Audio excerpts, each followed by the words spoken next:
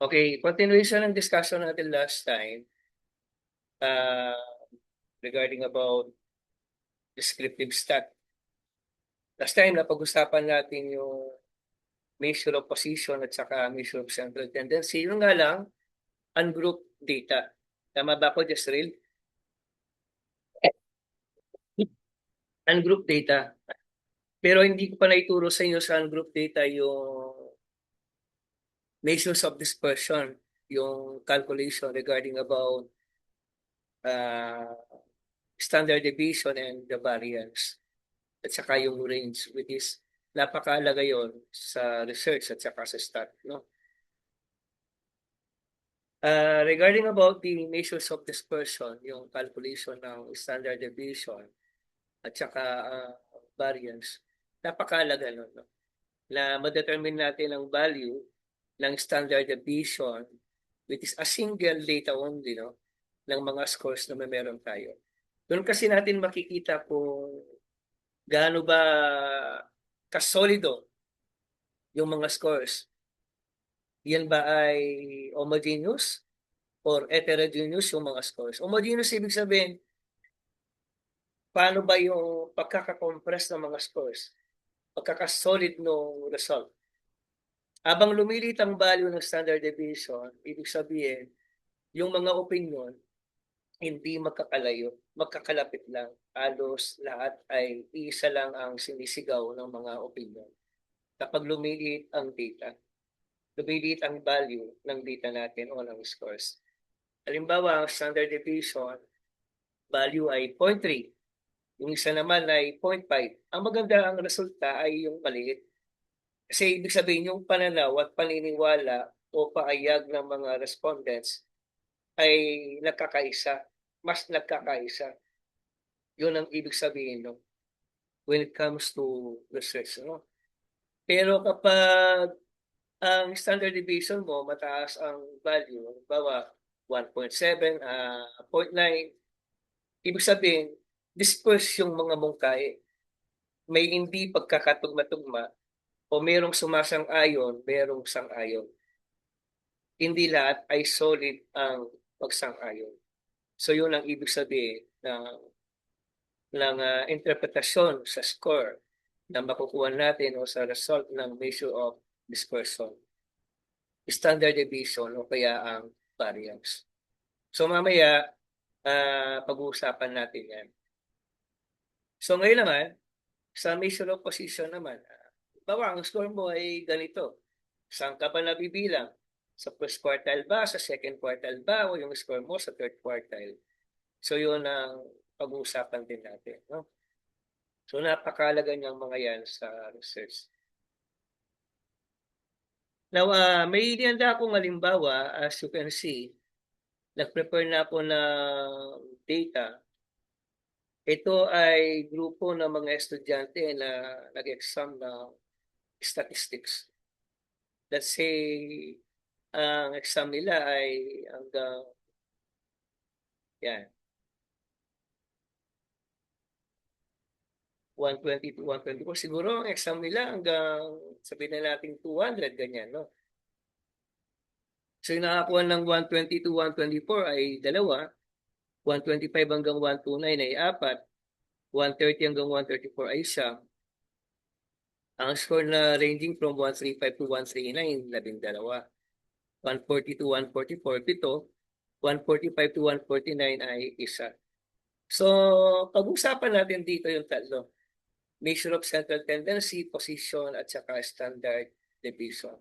Again, under ng group data. At ito yung tinatawag nating frequency distribution table. So sa frequency distribution table, ito yung mga columns na nakikita ninyo, no? With isang dami.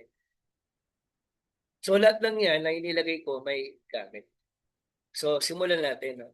Kapag sinabing classmate point, ito yung pagitan ng lower class limit at saka upper class limit.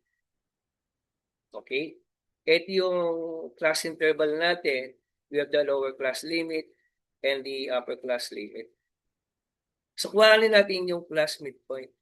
So kukunin ko lang yung average ng LCL at saka UCL equals 120 plus 124, then slash 2. Divide ko lang yan. Yan. And then drag ko lang yan pababa. So yun yung ating mga class midpoint. Yun yung middle score for every class size. Okay? Sundan ninyo? Dito ba ay malinaw pa pagkakapaliwanag ng ating diskusyon this morning? Sakal, di ba, Enjoy? Klaro ba na? Yes po. Now, yung FX naman, ito yung product ng frequency at saka class midpoint in its row, in its class interval. So, kuhanin lang natin yung product ng F at saka ng X. So, times this cell. So, we can have 244. Ayan siya. Tapos, then drag ko lang yan pababa, kumpleto na yan. Ayan, ito siya, no? Pwede rin naman calculator. Ayan, no? Paano ba yun? 1, 2, 4 plus 1, 2, 2 equals 10 divided by 2. So, same. Teka lang. Ano ba yung na-type ko? 1, 2, 4 plus 1, 2, 0. Yan. Equals 10 divided by 2. That's it. 1, 2, 2. Same lang naman ang makukuha. Then, product nito, 2 times 122. Klaro ba hanggang dito? Clear? Mga anak. I need you to talk. Do not just approve. Gusto ko may marinig na boses. Klaro ba? Yes po, sir.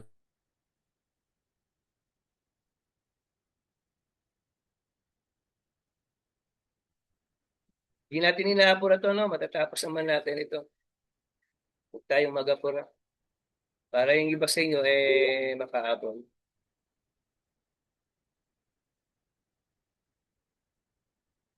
Look. So, proceed tayo.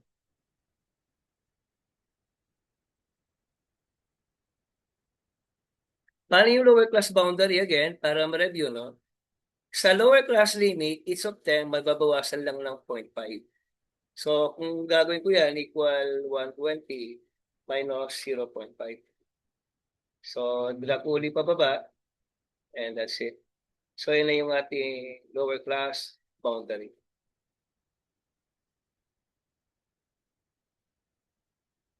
Ano naman yung upper class boundary? Lahat ng upper class limit ng ating class interval, dadagdagan naman natin ng 0.5. Yan. Napakalawak kasi ng descriptive stat. No? May mga formula kasi kung ayaw mong gamitin yung lower class boundary sa pagko-compute ng mode at saka median, pwede naman yung upper class boundary. Okay? Pwede yan. Padrag natin, no? Yan. So, yan na. So, paano ba yung last ng cumulative frequency? So, dito ang focus natin sa frequency. Ibahin ko yung kulay. Lakihan ko yung number. Yan. So, yung less than, magsisimula tayo kay 2, maliit. And then, lakihan ko yung mga numbers, no? So, equal 2 plus 2 yung 4, yung kasunod.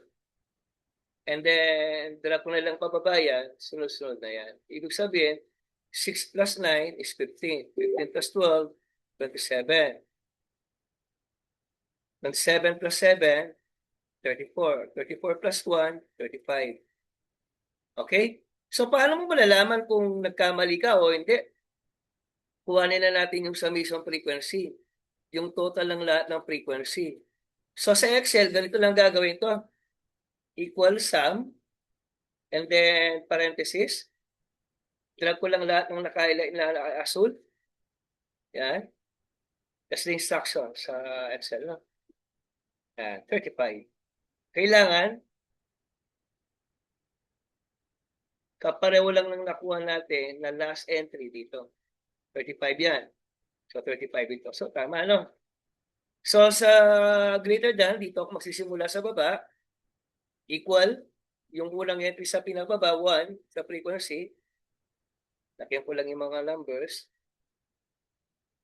Gagawin niyo ito, mano-mano sa school. Equals 1 plus 7. Then, balik na dito, pataas naman.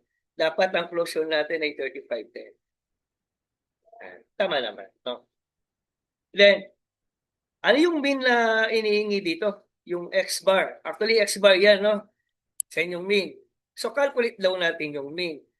So, kung kakalkulayin ko ang mean, kailangan ko munang ma-determine ang summation fx. Ito siya. Equal sum. Yung summation fx ay ito. Total ko yan. At for 725 ang summation fx. Hindi ba last time, pinaliwanag ko na ang formula ng mean? Ang formula ng mean ay yung nasa baba.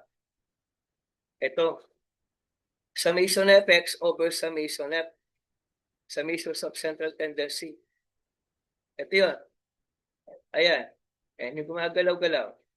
Yan. Kita nyo? Summation fx over summation f. Ito yung tumatalbog-talbog. Yan. Yan. Okay? So, summation fx over summation f. Ito yung summation fx. Ito yung summation f. So, ito yung ating mean. Lagay ko dito, mean. So, mean, kung kakalculate ko yan, we have it as 4725 divide by 35. So, nakuha natin ay 135. 135 ang mean natin. So, 135 yan. Ngayon, kung gusto mong kalkulayin sa Excel, pwede rin naman. Walang kawala yung mga sagot natin, no? Naka-double check. Naka-Excel na, naka-scientific calculator pa. 4725, ang divide ay slash 35. So, 135 talaga, no? So, yung 135 na yan, susulat ko siya, dine. Okay, makinig kayo, no? So, lagay ko dito, equal, para automatic, no? So, lalagay yan. Ito. Tapos, balikan ko yan, lagyan ko lang ng dollar sign. Alam ko dito yan eh. Before the letter and right after the letter. Tapos, enter ko. Bakit yung lagyan ng dollar sign? Para nakapix ito sa lahat. Kasi kahit drag ko yan, 135 lahat yan. See that? So, yan, lahat sila may ganyan na value. 135. Kasi pare-pareho lang sila ng min kasi isang problem lang naman yan. Can you follow? Then, punta tayo dito. X minus X bar. Yan, no? X minus capital X. So, ang gagawin ko, lahat ng X dito, yung lahat ng class midpoint, yan, ima-minus ko ang mean sa lahat ng class midpoint. So, ganito lang yan. Equal kay 122 minus kay X na 135. And then, negative 13 na kuha natin. So, lakihan ko sila, no? Para lang maintindihan. Less than 1 minute. Afterward, continue natin, no? Ito lang. And then, drag ko lang pababa.